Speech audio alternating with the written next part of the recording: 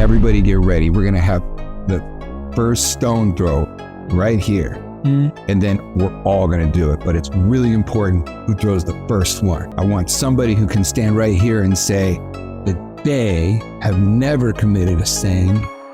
Do it first. Come on.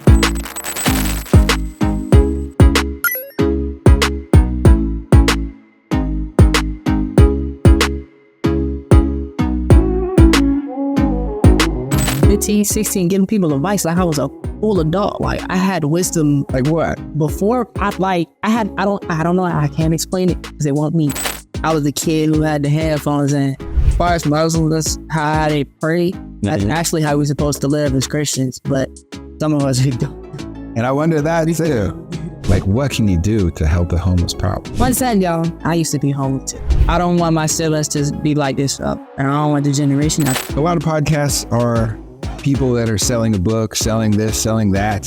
What about those conversations with somebody who's not trying to get in front of a mic? I started feeling all the emotions, all the depression, the suicidal thoughts, like literally coming to my head and say, kill yourself. And I'm like, hey, welcome everybody to the podcast. Today with me is Kevon Miles. So thanks for coming. Thanks for that. And there's a reason when you were coming in through the building and we were talking about like what we've been up to lately. I was like, I'll tell you. Just hold on. Yeah, just because I want to know what, what you've been up to lately. Everything like that. Like, so we met in the Uber car. Yeah. As you know, I've been, or maybe you don't know, but I've been between jobs for the past few months and relying only on driving for Uber as we try to set up this business. And one of the cool parts about that is getting to talk about business and getting to talk about life with passengers who get in the car. Thank you to all of the subscribers that have been hanging out with me in the car. Sometimes we'll have like a 5-minute ride together. And I'm like, well, I want to stay connected with you. I want to. Really? Yeah.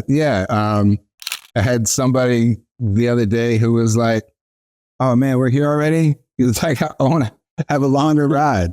And I was like, yeah, because that's what it can do when you're just like in a car and there's, and eventually you get sick of each other. Eventually, if it was like a 45-minute ride, you'd be like, all right, yeah, I'm gonna put in my headphones and I'm gonna be silent, just ride the car silent. Yeah. But that's what's going on. So I want to thank you to all the subscribers on the YouTube channel, and especially the ones who I've begged, hey, show them the little QR code. You've been there. And I'll say it really helps us out if you subscribe as we grow this little brand little by little. That being said, one of the most amazing passengers conversations that I've had recently was Kevon. Little backstory. I was actually on the way to go get my hair done. Ironically, it's funny. Telling my side of how we met. So ironically, I was on the way to get my hair done and he pulled up to the crib. Nice to meet him. Many people don't know me.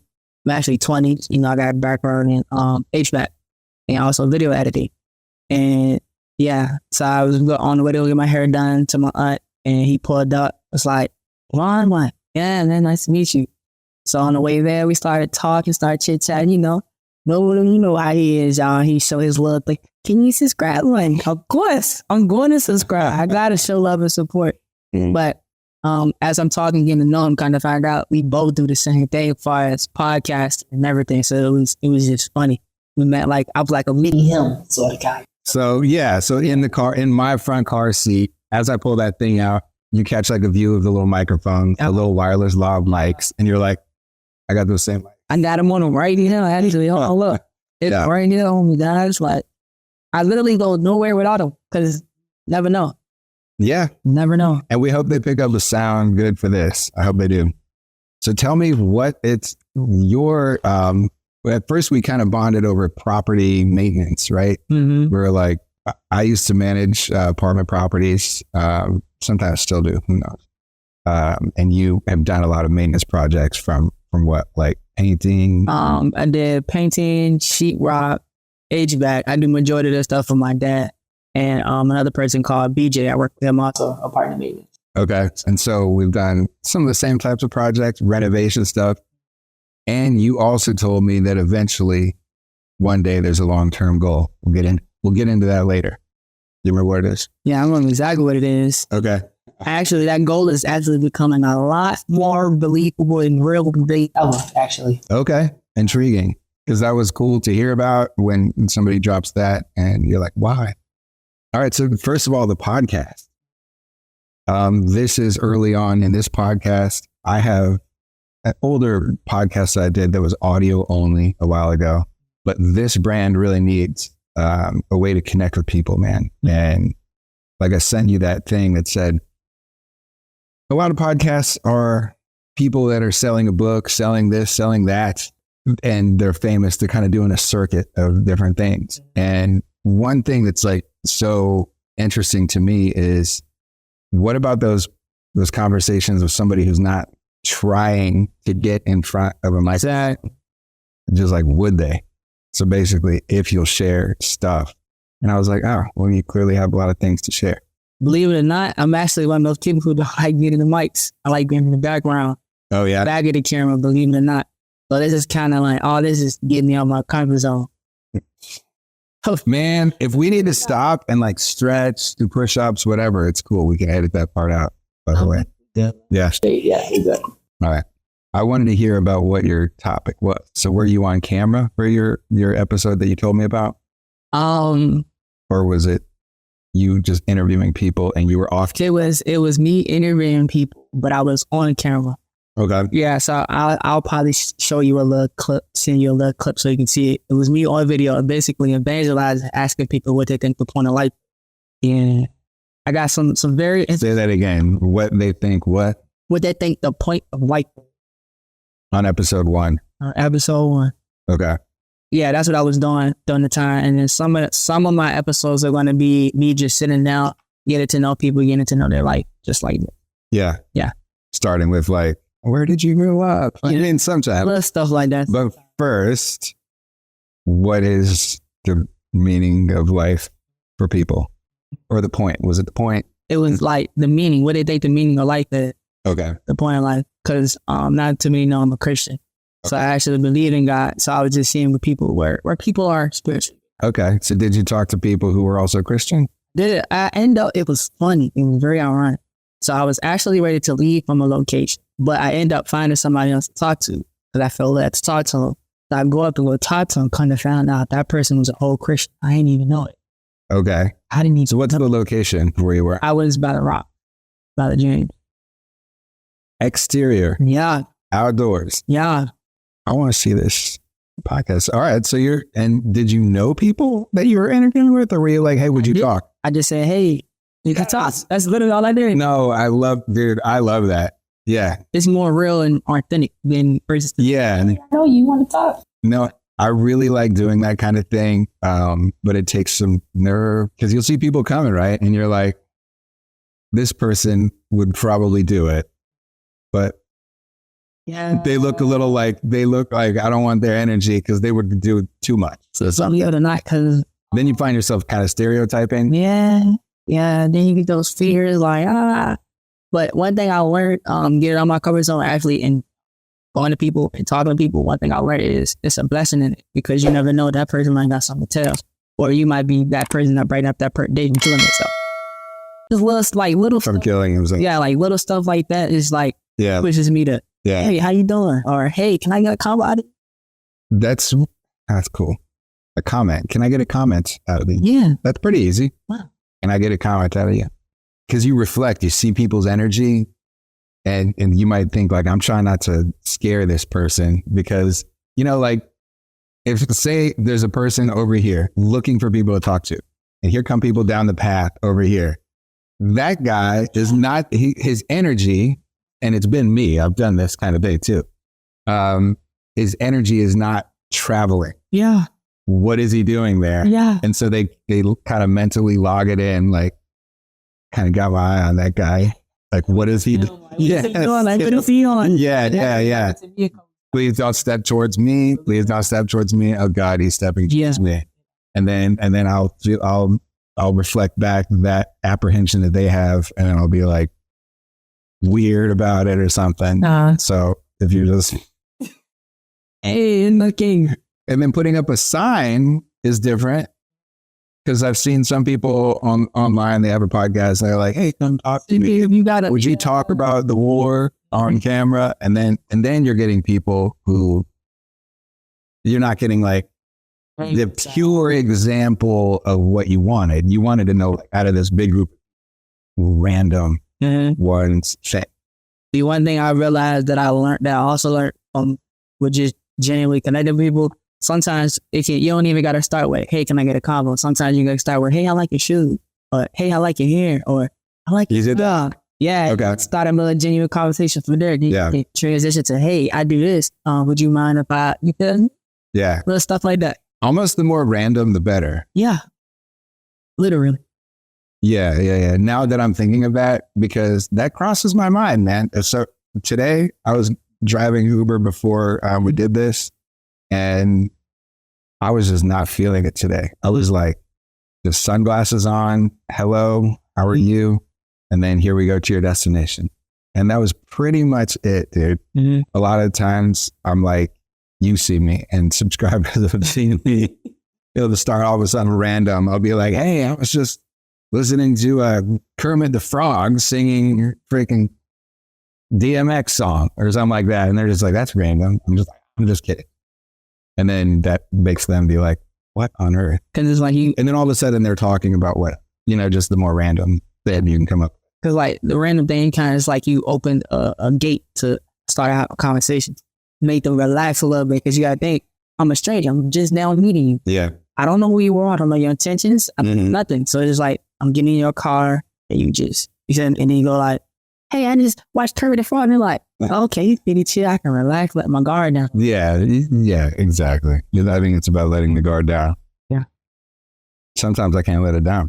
All right, so tell me the people who stop. Because before we continue this podcast, if you have learned the meaning of life, we should talk about it a little bit more. Mm-hmm. In order to tell the meaning of life, I have to tell a little bit of my testimony. Say. What testimony? Yeah. Okay.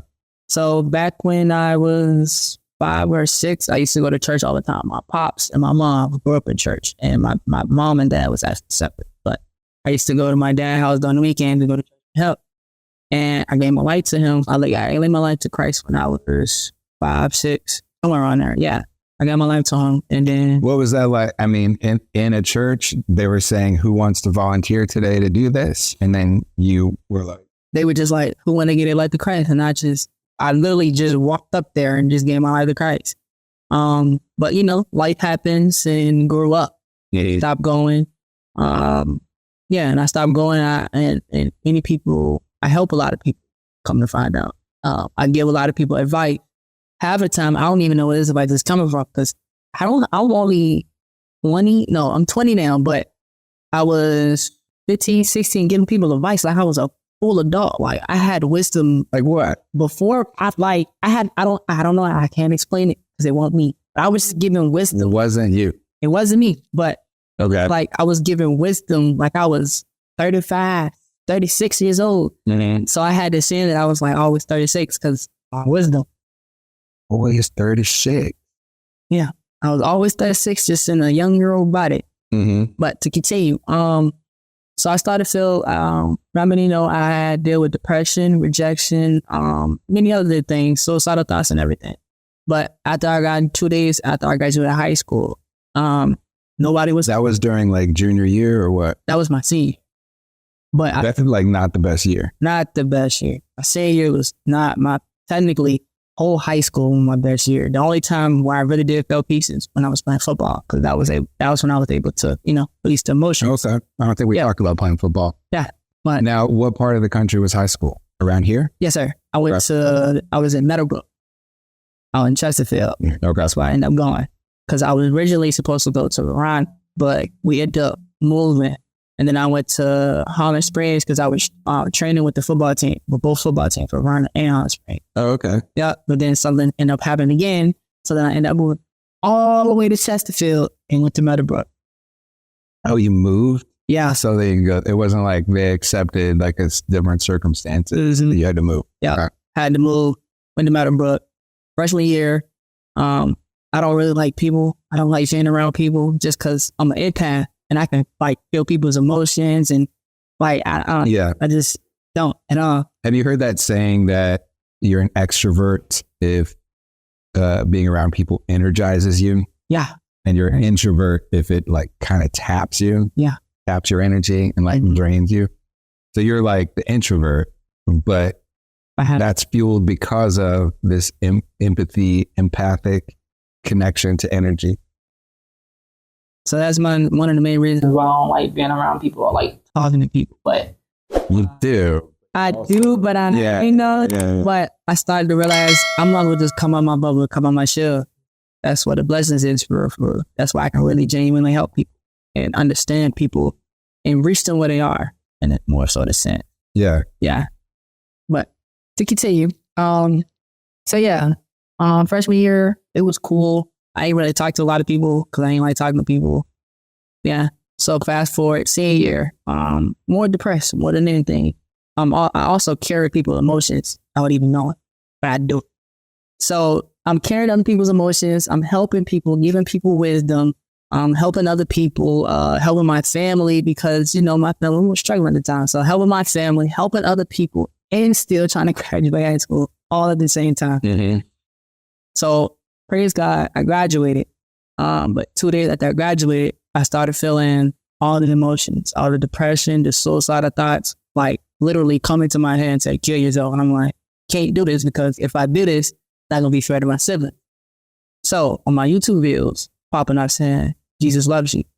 Jesus loves you. And I'm like, okay. So I go downstairs, make me some pizza, and I'm eating my pizza, sit at the kitchen table. I remember it's like yesterday, eating my pizza, and out of nowhere, I just felt the hug. Like, it was one of those, I love you, I miss you, I'm here for you, I'm your friend type hug. And I just broke down crying because I already knew who it was. So then, the next day, that whole night, I was crying, talking about it. The next day, I'm like, in my head, I'm talking to myself. I'm like, what I'm supposed to do next? I just had this encounter. I know who it is. What I'm supposed to do next? Yeah. So my mom comes to me, that same, like literally after I said that, she was like, hey, want to go to church? I'm like, yeah. She ended up telling me, she was like, it was called Divine World International Ministry. Divine World International Ministry. Mm-hmm. Okay. That's where I go now. She told me, she was like, I felt called to go there. I'm like, okay. So had you been there? I haven't at all. I've never heard of this church. I've never seen it. Nothing. Okay. She just came to me out of the blue. Was like, hey, I felt called to go here. You want to go? She's like, I went before you, and yeah. So I'm like, all right, cool. On the way there, my wife tells me, she's like, Pastor gonna get you. I'm like, what? Not me. So I get there. I'm in the way back, vibing to the music, dancing to the music, loving the atmosphere. Pastor comes out, Dr. Derwin Hickman. And he comes out, he points me out and was like, come here, son. I'm going out there. I'm like, what do you mean points you out? Like, was there other people in there too? Yeah, it was other people. Okay. So he comes out, like, mind you, there's other people in there. He comes straight, and he points me out directly, looks me dead in my eye, points me out directly. He said, come here, son. So I go out there, I'm like, man. He was like, do you believe in Jesus Christ, your Lord and Savior? I said, yes. And I got saved and filled with the Holy Spirit right there. Yeah? Yeah. Anything else that he said? No, he just asked me that. Like, put my hand on you or something like that? He put his hand. Like, would you hold hands with me? No? Grabbed out oil. That's what he did. He grabbed oil. He told my mom to come up also because he seen that I was scared. So I ain't gonna lie, I was. So he brought my mom up. I seen my mom go in the spirit before. Mind you, yeah, she go in the spirit. And he like grabbed the oil and then he grabbed my shoulder. Well, first he marked my forehead, cross. Then he grabbed my shoulder and he was filling me with the spirit. So he was pushing me to go in the spirit. And he was like, oh, I got a preacher right here. Like, cause he was like, my spirit's hard to take. He was like, you got a preacher right here. I'm like, talking about you. Yeah. Like you might be a preacher. Like I might be a preacher. Okay. So he goes up and he tried to make me, try to make me feel the spirit. Didn't work the first time. Come back, did it again. One more time, 3 times. And then I went out and I closed my eyes and I felt the spirit. It was at peace. I can't explain it to you. Like it's just peace. Yeah. Like I just got filled with straight peace. So then I opened my eyes. I'm still laying on the floor. He looks at me like the deacons was coming to come pick me up. But pastor was like, nah, give him a minute. So I'm laying there, just like trying to figure out what happened, but I don't know what happened, but I know what happened. Laying? Later, like I'm laying on the floor, just like looking up, like. At the front of the church? No. Yeah, I'm at the front of the church by the altar. Okay. So I'm just laying there, just like, what just happened? And I'm at peace. But he like, give him a minute. So they sit me up, they pick me up, and I sat and I went home and I was at peace. Like I couldn't explain it to you. Yeah. Yeah. Like nothing could ruin that day. Like nothing could have ruined that day. Like I was, Did you get any good news or bad news that day? I actually didn't. Did you just go find some time by yourself, chill, what? After, went home, cooked family something to eat, and went to my room, and I was just, like, I just went to sleep. Yeah. All right, I'm going to go to that church, man. Is it still there? We actually moved to Midtown, actually. Okay. We were at 6421 Rigsby Rd. All right. Why do you think that some people like are Christian, some people aren't? Like, what do you make of that? I think some people aren't Christians because some people don't know Christ. Or people who do know Christ, they're either hurt. They're still hurt. Yeah. They're angry at God, or they just don't care about it. Yeah. What do you think people get wrong about, like, when they don't even look into it? Like, I mean, everybody knows who Jesus everybody was. Yeah. But what do you think they get wrong? Anything? Like, do y'all talk about in that church, like, Jesus's life and what he said and did a lot? Or is it just really what, like, he can do at this time? We talking about who he is, and about saying he's the life, because he is our life. He is the one who saved, literally. Yeah. He also said nobody can get to the Father through me except him. So we have to literally go through you to get to, Yeah. No, I really dig on the like the stories that include Jesus in them, like what he said to this group of people, that group of people, what he did for this person, that person. Like when I get into it, like say the pastor or reverend or whatever you call it, priest, chooses a section of the Bible to talk about that, I just lock into it. I'm like, it's just like this imagination of like what that was actually like. Like one of my favorite ones is they're gonna stone, like the people of the village are gonna stone somebody to death. Stone the lady. Yeah. For fornication. Yeah. Yeah. He was like, at least one who has not sinned, throw the first stone. Yeah. So I get to imagining it's not like, and I like to read the old, like the official Bible that's King James version. It's like, thou hast sinned, then thou shalt throw thy first stone at thy, person. So I enjoy reading that because I know it's so far removed from the actual language it was in anyway. And they didn't speak English and Jesus wasn't saying that in English. But his energy, what was his energy like? What was their energy like? This woman, when you get a group of people together, it's significant. Yeah. The energy of even like more than 2 or 3 people becomes like, if you're not in that group, it becomes like really significant. He must have been pretty chill with that, but that doesn't mean they were, right? And so I always took that as like this amazing, almost like math that he used. And that he might have even called somebody out and like got them pumped up to begin this thing. Like, I don't know what language even sounded like. Let's do it. Like everybody, let's get ready to kill this woman. Everybody get ready. We're going to have the first stone throw right here. And then we're all going to do it. But it's really important who throws the first one. I want somebody who can stand right here and say that they have never committed a sin. Do it first. Come on. let's like even pump them up, you know, like, all right, here goes John. John, stand right here. Tell all the group of people that are in line that you have never done anything sinful. And then you throw it. And you're like, can't really say it. Cause I had, yeah, that's the, yeah. I just think that like that math and that like that, I don't know, like people call it first principles or something like that.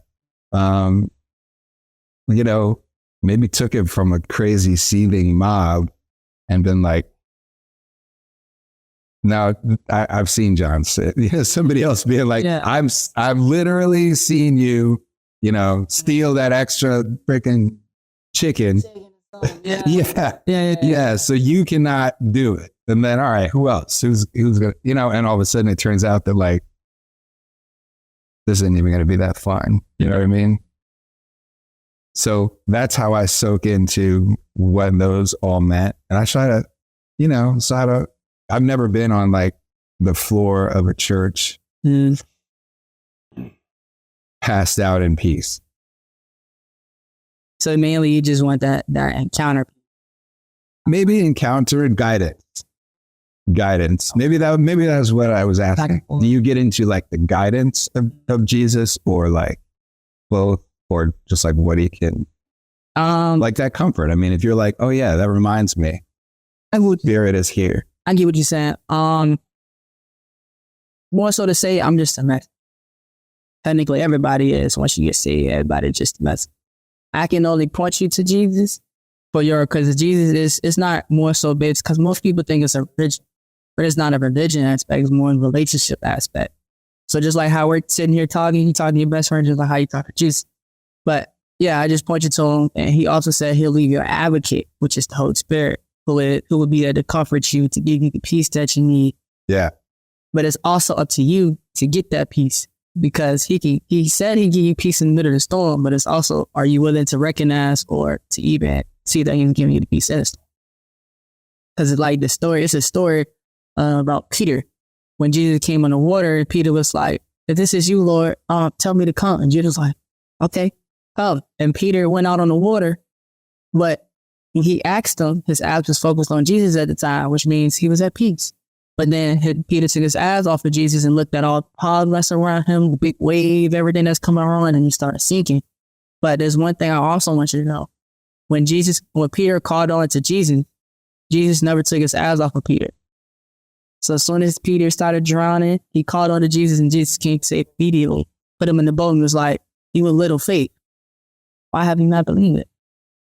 He was like, so it's like, he'll give you the peace in the middle of your problem, but are you willing to seek him first before anything? Yeah. He called a few people out. Yeah. And that's kind of, yeah, you have little faith. That's, I don't know, I kind of imagine he was pretty funny. He is. Think about it. He also said that we're created in his image and likeness. Well, if we have humor, I'm sure he has humor too. Yeah. And that's how you get through to people. Yeah. Sometimes. Like any speaker, even like, you know, there'll be a famous, almost like every priest, pastor, whatever, when they first start their speech, kind of helps if they say something funny. Yeah. You know what I mean? Yeah. Yeah. Break the ice a little bit. Yeah. And so if he was doing that to the highest level in the game, it's probably, you know, a lot of fun stuff. If I would have loved to be the disciples when he was there, man, I'm pretty sure it was a lot of fun, a lot of miracles, signs. Yeah, yeah. And laying around and not worrying about it, really. Yeah. Yeah. I hope we got that, because there's a train going outside. And I thought when it started coming through, you were talking, I thought about stopping and checking that out real quick. So to pick up from there, thank you for telling me that warm hug, peace. Mm-hmm. Yeah. From the troubled year, or from a troubled year. What were some of the things that like were a problem that maybe aren't anymore? That like some of the crap that got you down. I mean, it could be just being surrounded by people in school. Some people just have, I remember being in school and being like, it's too chaotic. It's just too many people. And I'm just going to like, especially on the bus. Yeah, the bus was the hardest for me. It's a lot of people. Yeah. Good Lord. Yeah. I just wanted to sit by myself on the bus, but I couldn't because every seat was filled, literally. Yeah. Every seat full. Every seat. I was the kid who had the headphones in. But it's funny because a lot of people knew me, but didn't really know me. You know what I'm saying? Because of football. Mm-hmm. I'm interested in the type of stuff that doesn't bother you as much now, but and at some point in your life got you like, believe it or not, talking to people. Yeah. Like actually just going up to people and just, hey, how you doing? What should, like literally. Not such a bother. Yeah, not so bother. Yeah. Well, I'm glad then that when we met, like you were down for that. Some people are really scared to talk. Yeah. And like different than I don't feel like talking. Because sometimes, like I was saying, I don't feel like, I don't know, just too much crap. And I wish I did, you know, and it would take probably effort on somebody else's part to make me think of something random and start talking. Mm-hmm. But I pick up a lot of people in that car that feel like they would really get something out of a conversation. They would get something out of it. Like I can see that they're in a funk. Yeah. Or I can see that they don't see a lot of possibility in the world. I pick them up from like this little home, this little apartment, taking them to some job that doesn't seem that fun. And they're just silent, you know? It's like a little glimpse of hope that you trying to give them. Yeah. I mean, just a tiny bit, but the people that are willing to talk, or that as soon as they get in the car, they just got up from the airport or something. As soon as they get in the car, they're like, so what's your story? How long have you lived here? Is this all you like? Everybody wants to know, like, do you do anything else? They want to know stuff. Mm-hmm. And sometimes it depresses me that people don't see the value in learning from other people's experience, sharing their experience. If somebody just told me like why they're having a crappy day or why they're not happy going into their job, you know, I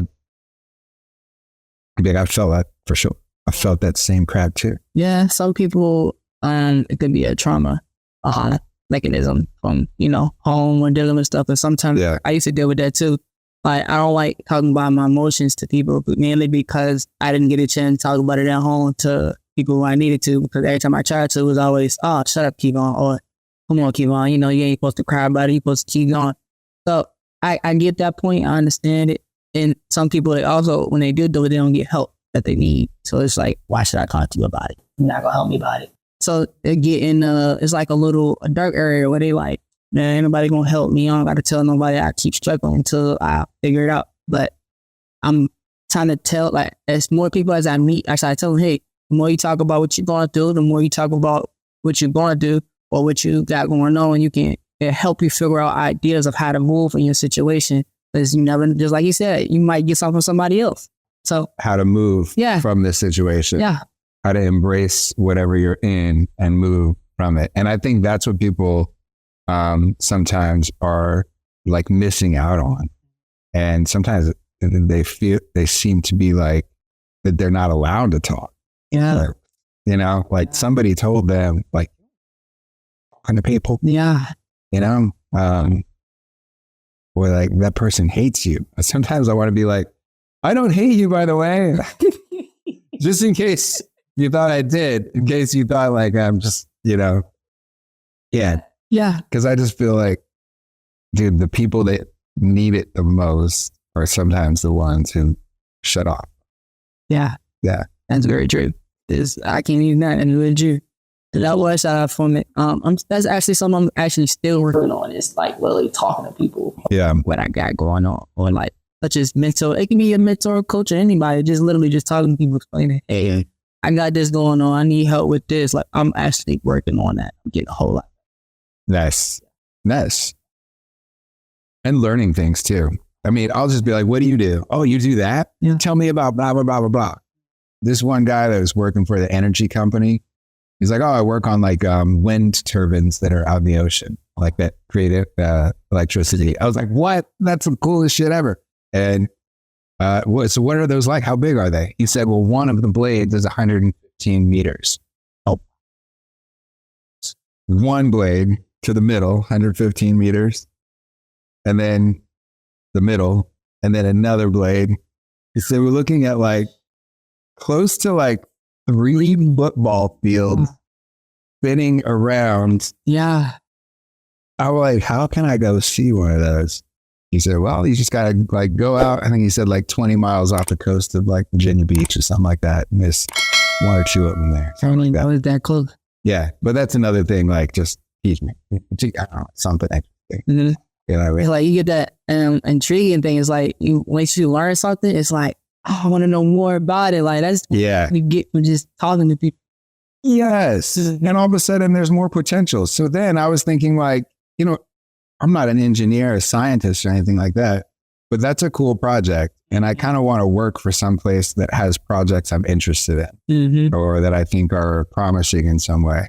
Maybe I'll want to try to work for that company or something. You know, you never. That's what people are missing out on. So if you're the kind of person that doesn't talk, you know, give it a try and start out with what's the weather. Just or sometimes just like, I don't want to go to this job today. So if that's all you say, boom, we're in there. All right, buckle up. Let's go. Let's start. It's in there because it really is a blessing and a gift to even use your voice because your voice is a gift. Don't let your voice be silent, man. Yeah. Don't let your voice be silent. You are 36, man. I told you, 36, man. I'm 20 years old and 36 pounds. All right. So did anybody have something that you remember that they said, or do we, you know, that you can tease? And then I'll put the link to your podcast, you know, and the link to or in the description to this. I love it when somebody's like, I don't know, because most of us are like, I don't know. Yeah, because I really don't. I just think that. I really don't. So you would say the point of life is getting to know Jesus and maybe being a messenger. What do you think?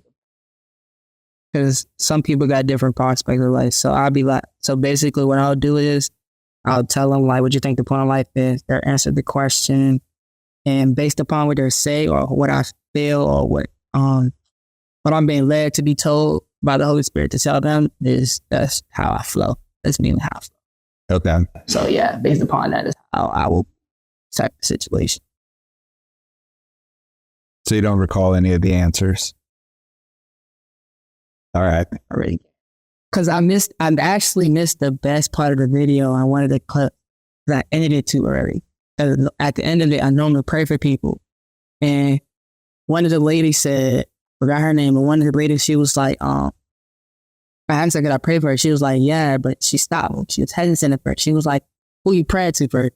She was like, I believe that my Jesus was black. I was like, I don't really care what color he is. I just know it's a man that saved me and gave me peace. Like, you know what? I'm gonna let you pray for me just cause I see your heart punch that she was like, I see that I feel like you walking in your purpose. And I was like, okay. I missed that part of the video. All right. Yeah, some of us can get a little defensive with what we think, you know. True. Like, but it's funny that like before you pray, you paint a mental picture for me of this Jesus you're talking about. I want to make sure he's not a blonde-headed dude. It was funny. It hit me right. It threw me off. I'm not gonna lie. It threw me off because I'm ready to play. She like, hold on. I'm like, okay, hold on. Okay, I'm waiting. What's wrong? She's like, what did he look like to you? Because I don't know. I'm like, I love it. I love it. Man, I see. Yeah. Yeah. What do you look like? Yeah. Blue eyes, blonde hair. It's funny. There's this old podcast that some comedians, they said, all right, so God can be God. Mm-hmm. You know, you got to get your mind off of just this image of an old man with a white beard, you know, that is God. Does that ever come to mind? Like, to me, it does. Old man, white beard. A little bit, because I feel like we kind of painted a picture we can't even. From the time we're baby. Yeah, like I can't even see what he looked like, but I do know somewhere in the Bible, I don't know exactly which scripture it is, but they did talk about it. It was like his hair sheep like wool with blue eyes. I do remember that. They did talk about it. Wait, are you talking about Jesus God or God? Jesus. I'm talking about like the creator before Jesus was born. Mm-hmm. That God. The 3 in 1. See, then there's I can't explain it to you, but I can't really like break it down. I think I know where you're going. Because I'm still studying it. It's 3 in 1. But it's 3 in 1. the Father, you got the Son, and then you got the Holy Spirit. But the revelation is Jesus is really God just in human form. Okay. He really showed us how to live a righteous life in human form. So maybe what I'm talking about is God that you think about in a different form, not human form. Mm-hmm. Like the one when his spiritual form. The one when Jesus was talking outwardly to God, saying, God, this. He, in his mind, like, he wasn't thinking of just his own image. I mean, maybe he was. That's a very deep and spiritual thing too. If I like look at myself and talk to God, and you can literally do that. I mean, in a lot of traditions, like there's a lot of parts of yoga that one of the ways that you tap into your whole entire being through like activating your physical body with your spiritual body. And then you feel like the energy of God. Which is actually scary it's actually more scary to enter the spiritual realm without the proper way. Because the only way to enter the spiritual realm is through Jesus, because he said he is the door. Okay. So like, but what if you can do that very like in a very complete way through like me, my energy, like chilling back like this. It's different than if I am like the energy you're projecting when you open up your ability to breathe.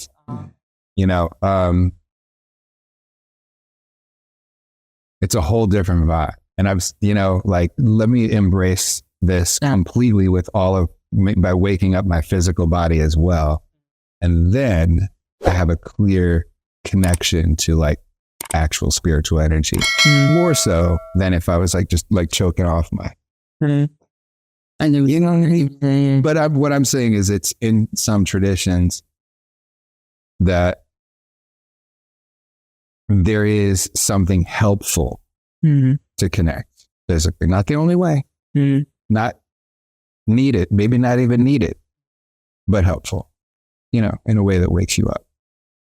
And so if Jesus was talking to God, if he saw an old man with a white beard.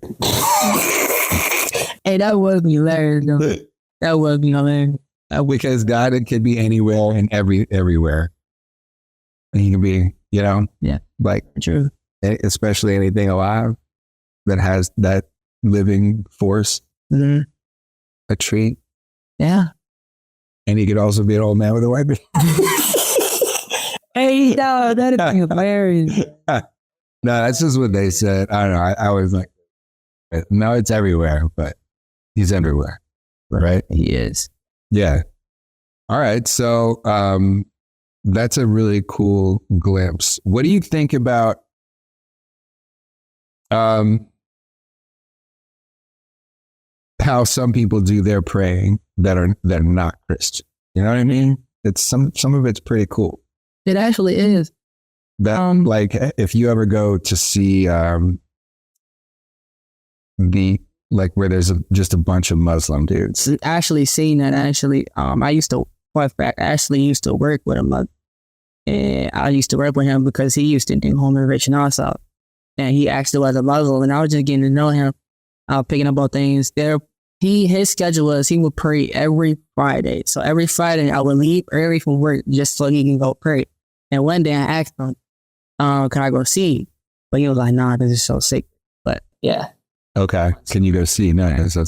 So if I'm driving for Uber and I go over to like this big waiting lot by the airport where all the cars like that are going to pick up airport passenger, they have to wait. And then the app will tell them you're next or whatever. Well, while you're waiting, sometimes it's an hour, And so a lot of those guys will be there waiting for an hour.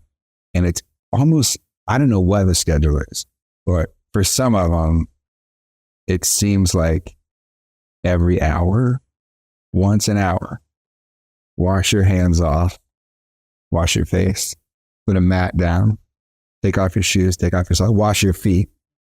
And then I'm not sure if you have to look at the sun or not. I'm just observing this. One of these times I want to tell, like, because I really admire it. What I admire is how diligent it is, that it's like repeated. It's like, hey, God, I'm not just going to come to you every now and then. It's going to be often. And I'm not just going to make it easy for myself.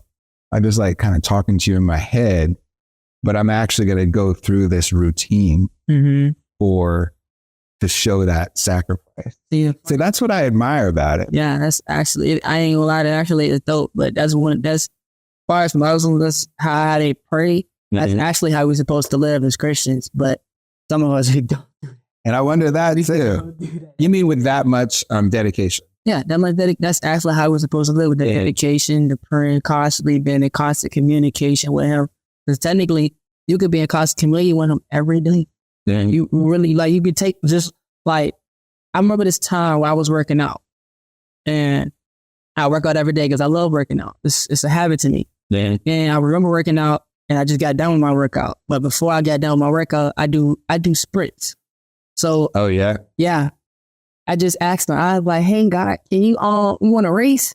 And like, literally, we really had a race. Like, we really had, like, I felt his presence, looked at him, even like, and we literally had a race. Like, we literally raced on my last lap. So it's like, in everything you do, you can literally have it with you. Like, whether it's hobby, box, like whatever it is, you can literally have it with you. Because he's always with me. Yeah. Yeah. Wow, man. That's cool. I was there filming that because I filmed you walking up, filmed the sprints. Right on. You go to a track or just a field someplace? No, not really. Sometimes I just go to a track, but majority of the time like when track at a school. Yeah. But majority of the time I go on the road. Right on. I work out in the mornings now. Mm-hmm. For a long time it was after work, but now it's like I don't do it in the morning before work. I don't usually not. Yeah.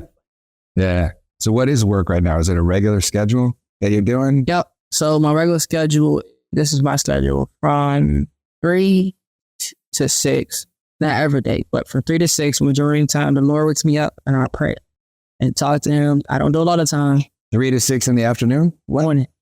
3 in the morning. Okay. I don't get up all the time, Lord, forgive me. But from that time, I'm normally up praying. And then after that, I go to sleep, wake back up, then I go to the church to see what needs to be done there because we just got done with the prayer room. So we made that, fixing some other stuff that's there, catching up on other work that I need to be done as far as videos, editing, getting in line what needs to be done for the church. Then after the church, I go home, check on the kids, make sure my cousin is okay because my cousin lives with us. Cousin. Mm-hmm. Make sure they good. How old are they? My cousin, he's 13, ready to be 14. My Keith, he's 18, 17. So, okay, 18, 17. Yeah. Yeah, that's it. And then make sure my grandma good, make sure she don't need nothing. Then I will go to my podcast, start making logos for that and other stuff. So I got a whole lot. Yeah. There's a lot. What else is going into the podcast? What else is going in there? Yeah. As far as I wanted to ask you, like, what was one of the podcasts that got you interested in that? Was there one that kind of grabbed you and made you think like, hey, this is a worthwhile thing? Actually, believe it or not, I didn't want a podcast at all. Oh, really? It was an idea that came to me because I was, normally I'm just out talking to people anyway. And I started doing it. I'm like, you know what? I can record this so people can see this.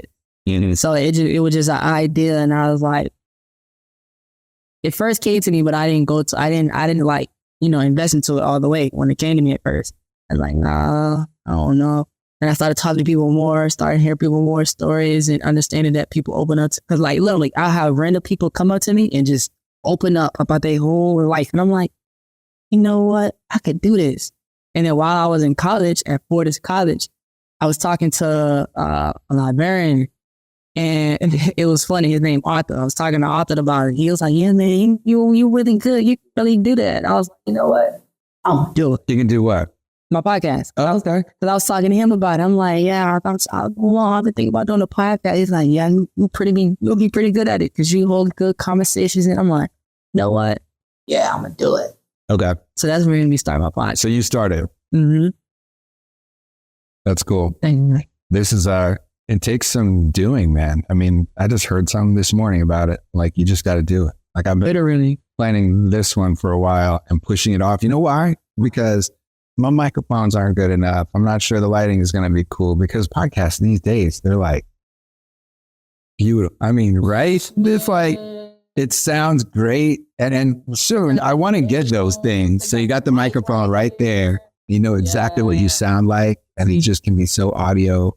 Like, it's just can be so. Believe it or not, when I first started. But I was like, I don't want to wait until I have all that put together. I'll try. But I'll use what you got. Man, I want to encourage you, man. Keep going. Because that's how I was too. Yeah. When I was like, I'm going to do it, I started looking at all the other games. Like, yeah, numbers, I keep doing it till I got this, till I got this, till I got this. And then my sister, my overseer, her name is Diamond at my church. I was telling her about it. She was like, just start. I'm like, okay. She was like, you don't need all that stuff to start. Just start. Yeah. I'm like, all right, cool. So I get back home. I'm hitting the drawing board, planning like what I'm going to name it, what I'm going to do, da-da-da. I'm like, okay, I got the name already. I just need mics. I just need something to even start. I got my phone. Like, I can do that. Start with that. And what do you think the name might be? the name, actually, the channel's already up. I just got to get a logo for it. But the name is Awaken. Awaken. Mm-hmm. Okay. So that's the name of it. Just got to get a logo for it. And then I got to make another video. That's or a welcome video, basically explaining what it is, the mission. Mm-hmm. And then, yeah, the welcome. Yeah. And if you're watching this, thank you for subscribing and liking. And we will throw the link to that in the description of this one. That's going to be important too. Yeah. All right. So you're not scared of that. You just got to figure it out. Yeah. Keep on like crushing forward. That's good to hear, man. Now can we get into the mission? Of course. All right. Because the thing he told me about was, yeah, I've learned a lot about renovations and you probably have people that can do a lot of things too. Like something you can do, you know. Mm-hmm. Yeah. And at some point you wanted to open what? At some point I wanted to open a nonprofit. Okay. Giving to the homeless, giving them clothes, food. And then eventually the other plan is to have apartments for single moms and stuff like that to help them out, help the homeless people out, give them jobs, opportunities to help them get back on their feet. That's the next. Okay. What do you think is like when you think of homeless? Mm-hmm. How do you define that in your mind? I mean, obviously they don't have a place to stay that night. Like, what can you do to help the homeless problem? A great question. It's actually one question I've been asking myself ever since I wanted to start that. That was the very first question I said, how can I help a homeless person? Well, it's something they would need that can help them. One thing that hit me because one second, y'all, I used to be homeless too.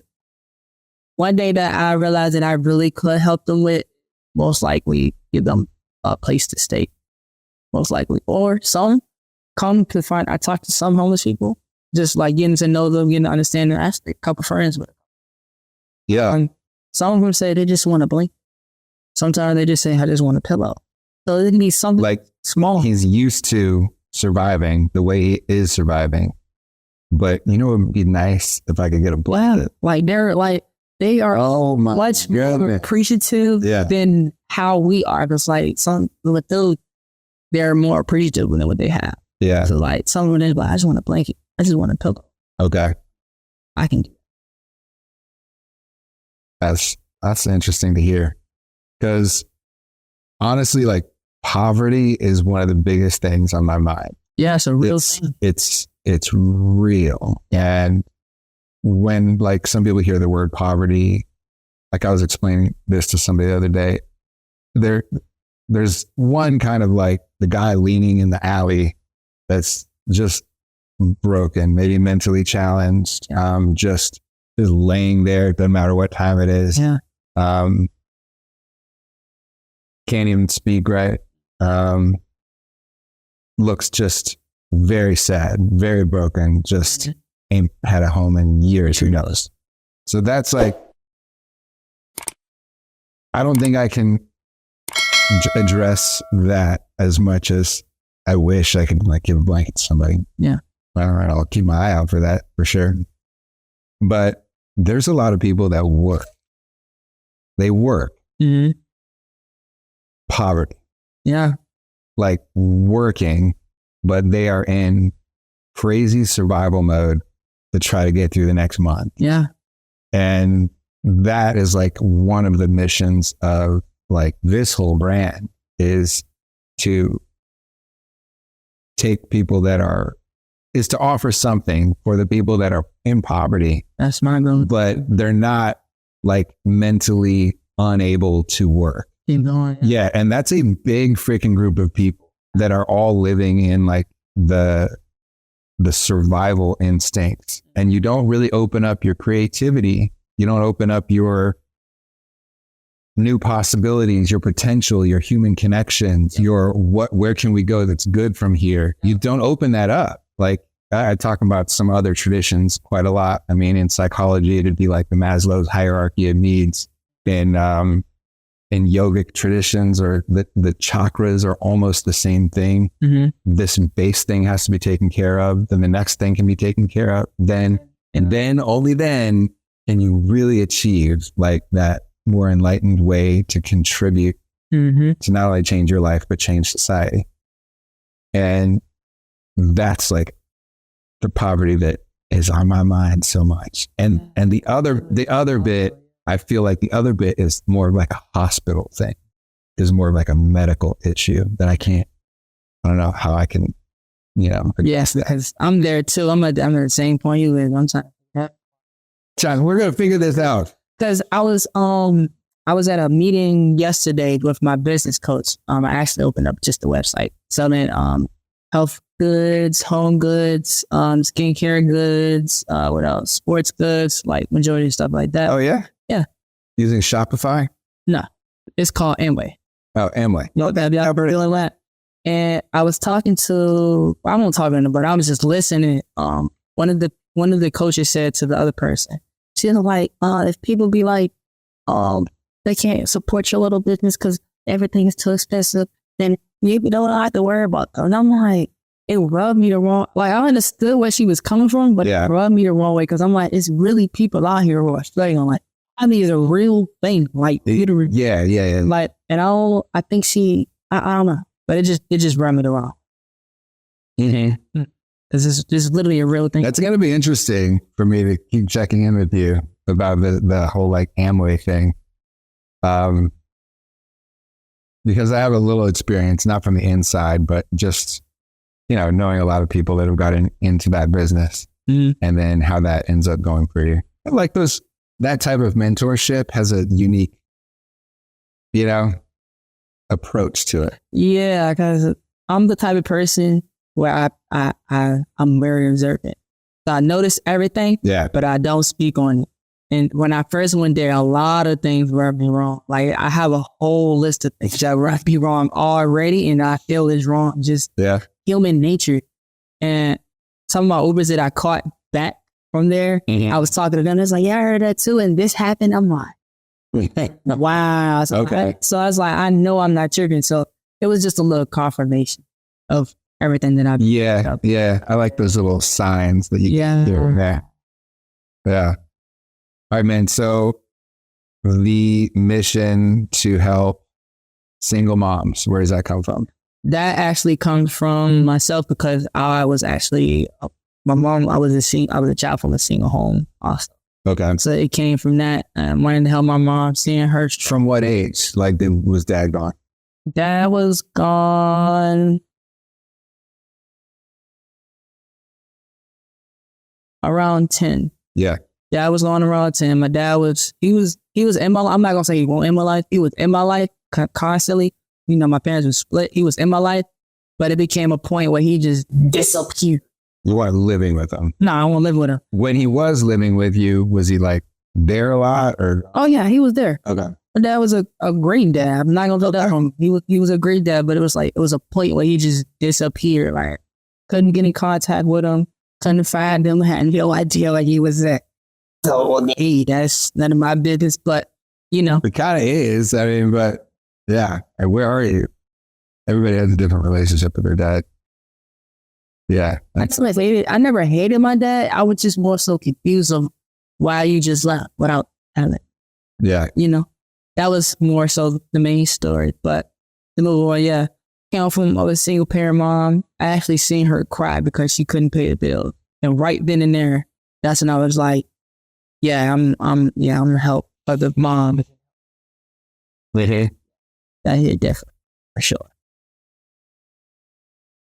And at some point, y'all lost the place. Yeah, lost the place. We was living from hotel to hotel.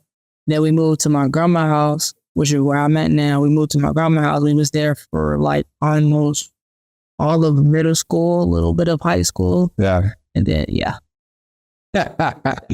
So, I was going to ask you what it's like for those times in school when it's like you have to leave a freaking hotel room and go to another hotel room. And you're like, I don't know, you were probably what, 6th grade, 5th grade? And then you have to go into school.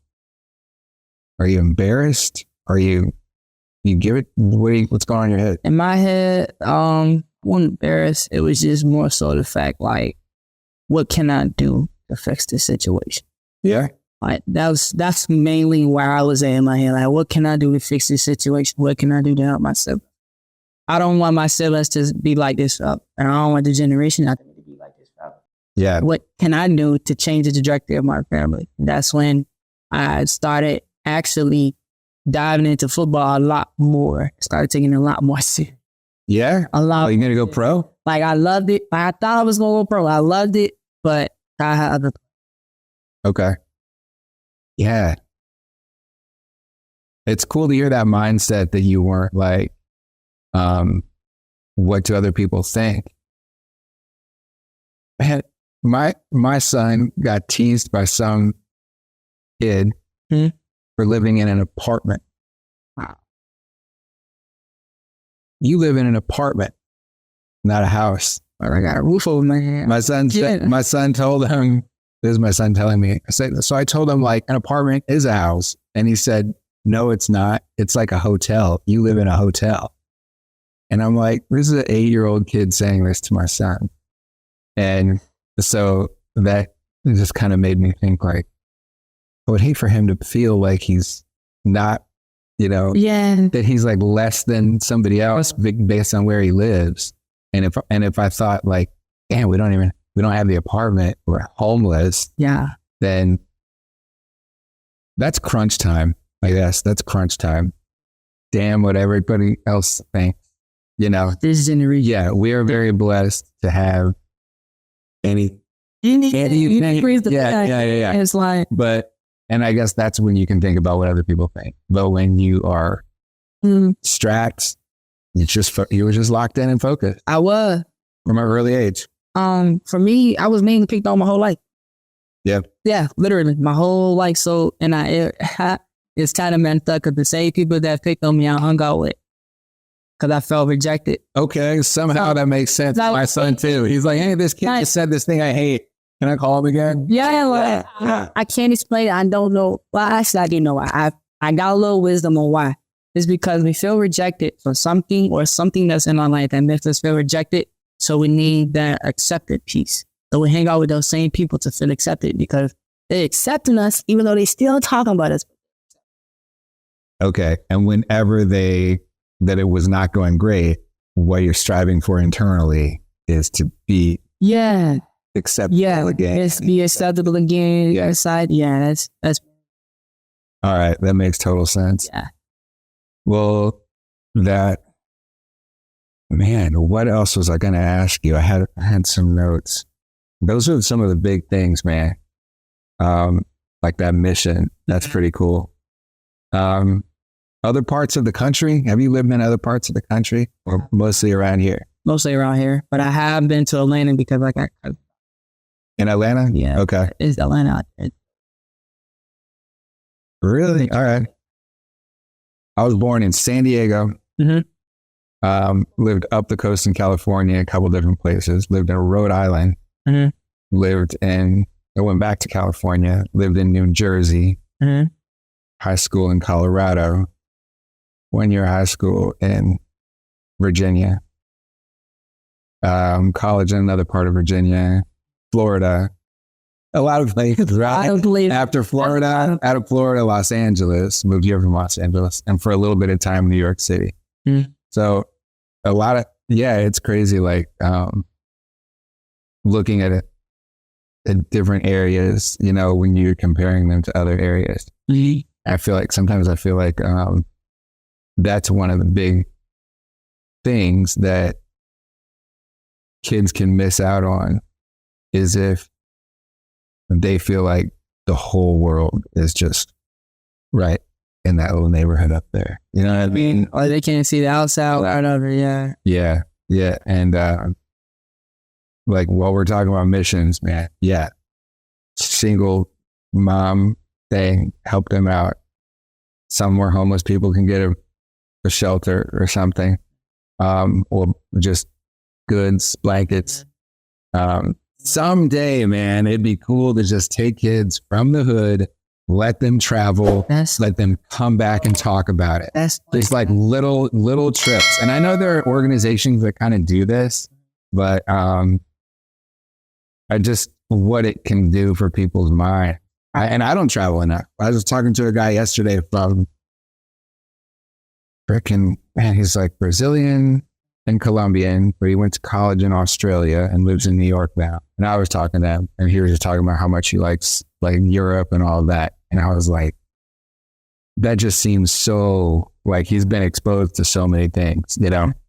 And just to make that real for like, if you make it real for a kid, then that can kind of affect the people around him, I think. And then the more you do that.